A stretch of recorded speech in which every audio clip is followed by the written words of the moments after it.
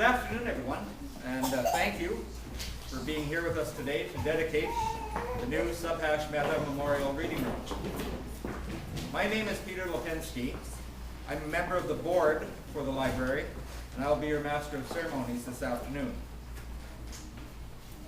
Cast your thoughts back, if you will, to the 1970s. It was a heady time, a time of revolution and transformation, a time when free love went hand in hand with freedom of expression, as a generation struggled to define itself against the constraints of a society it had left behind. This continual vortex of change represented an opportunity for forward-thinking people to make an impression, and such was the setting for the arrival in Pembroke of one such enlightened individual, Subhash Mehta. He took a dusty, musty old mausoleum reserved for the cultural elite and opened its windows into a whole new world. And in doing so, he propelled the Pembroke Public Library into the future, making it a place where people of all ages, all ethnic backgrounds, and all income brackets were welcome to explore the world around them in ways never thought of before. To say Subhash Mehta was a visionary is to simplify what he accomplished at the helm of the library. His legacy is a growing concern that we can all be proud of as we look to a future full of hope and promise, dreamt of in the 70s when he first came to the library. That is why we are here today, to celebrate this man and what he meant to the Pembroke Public Library. Now, if you would please welcome our special guest this afternoon, members of the Mehta family, and I'll just introduce them if they would like to stand up as I do introduce them. We have, of course, Chander, Avnish and Nisha, Rahul and Sangeeta, and we have daughters Dia and Annika.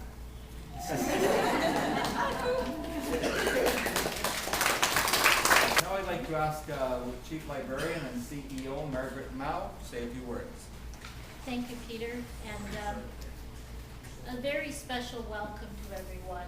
I look around the room, it's a very special occasion, and it's exciting, and it's an honorable occasion for the library. And in just casting my eyes around, it looks like Old Home Week as I see former staff and, of course, the Mehta family, who we, since Subhash had retired, we didn't get to see them as often, but again, it's nice to see everyone today. As I said, it's a special and exciting and honorable occasion, and not only has the library today going to be viewed with that it has an updated and newly designed area and facelift, but utmostly, the honor and excitement in the day comes from this gathering of family and friends and peers and library board members, past and present, who had the privilege of sharing and being a part of Mr. Subhash Mehta's life and career achievements. To the Mehta family, it's a privilege to stand here and talk about a friend and a mentor. You may perceive it as a bit strange or foreign that I refer to Subhash as Mr. Mehta. I have a lot of difficulty in calling him Subhash. Some of us who are former staff and present, who worked many years with him, cannot let go of that title. He was a man who didn't command that. We didn't have to call him Mr. Mehta, but to this day, some of us can't let go of it, and he'll be always remembered as Mr. Mehta. And I shared that with Sherry Hebner, who was a 30-plus year staff member, and I said, Sherry, I said, I can't talk about Subhash without calling him Mr. Mehta, and I said, I just can't let go of it, and she was in agreement. His library peers knew him as Subhash, and it would bring a chuckle around the table when we were sitting at library meetings after he left the Pembroke Library, that his library peers in Renfrew County would call him Subhash, and I was still referring to him as Mr. Mehta.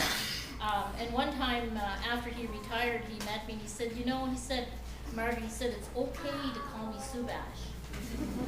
So now with this room being dedicated, and it is called the Subhash Mehta Memorial Reading Room, and Directions will always have to be given to this room day after day after day, because we've past referred to it as the reading room. Now it'll be the Subhash Mehta, so I will have to say Subhash. He got his way. Working in this library with Mr. Mehta for 16 years was a pleasant and rewarding library career for me. As a boss, he was kind, he was caring, patient, and he was fair.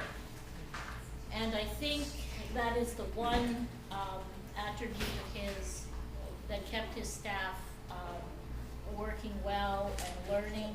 And when we had advanced in the growing pains of technology, and it was advancing rapidly at our door. And by the way, our library had the edge in the fort, and with his foresight and planning to be one of the first libraries to have any types of computer and technology in the library. And with his administration knack to bring all staff on board, he allowed us time to adjust to this. He understood that we were on the front lines of service to the public, and for the staff and the public, it would be easy for us to come on board with it, and for the general public. He liked to see us as a happy staff. And I have never, didn't know if there was one coming. He would sometimes drop a subtle hint that, were we getting together this year? Or were we going to Bonachère Park? And first thing you know, there would be something planned. But when a party was coming up, we would give him a list. And we liked some favorite dishes. And we would give him a list of our favorite East Indian dishes. And I don't know if he had you, Chandler, do the cooking, but he produced them, and that's when we got our turn, I guess, to put him under pressure.